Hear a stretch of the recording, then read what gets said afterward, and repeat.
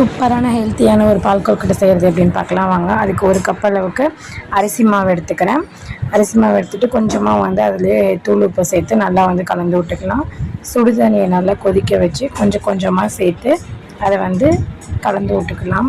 நல்லா சூடாக இருக்கிறப்ப கையில் இது வைக்க முடியாது, அதனால நல்லா கலந்து விட்டதுக்கப்புறமா சூடு ஆறுனதுக்கப்புறம் கையில் நல்லா மசிச்சு விட்டு இந்த அளவுக்கு பிசைஞ்சு எடுத்து குட்டி குட்டி உருண்டையாக வந்து உருட்டி வச்சுக்கலாம். அதுங்களே இட்லி பாத்திரத்தில் வந்துட்டு நான் தண்ணி வச்சுருக்கேன். தண்ணி நல்லா கொதிச்சதுக்கப்புறமா நம்ம உருட்டின உருண்டைகள்லாம் அதில் சேர்த்துக்கலாம். அதில் வந்து நான் ஒரே ஒரு ஏலக்காய் போட்டிருக்கேங்க. அதுக்கப்புறம் ஒரு கப் அளவுக்கு வெல்லம் சேர்த்துக்கிறேன். வெல்லம் சேர்த்து அரை கப் அளவுக்கு தண்ணி சேர்த்து நல்லா வந்து அதை காய்ச்சிக்கிறேன். ஏன்னா அடியில் கசுடு எது இருக்கும், அதனால அதை ஃபில்ட்ரு பண்ணிக்கலான்னு. இப்போ நம்ம சுடுதண்ணியில் சேர்த்த அந்த மாவு வந்து நல்லா கொதிச்சிருச்சு. கொழுக்கட்டையெல்லாம் கொதிச்சு வந்துருச்சு. இப்போதைக்கு வந்து நம்ம அந்த பாவு கரைச்சி வச்சோம் இல்லையா, அந்த பாவை வந்து சேர்த்துக்கலாம். கொஞ்சமாக வந்துட்டு தேங்காய் பால் எடுத்து அதில் சேர்த்துக்கிறேன்.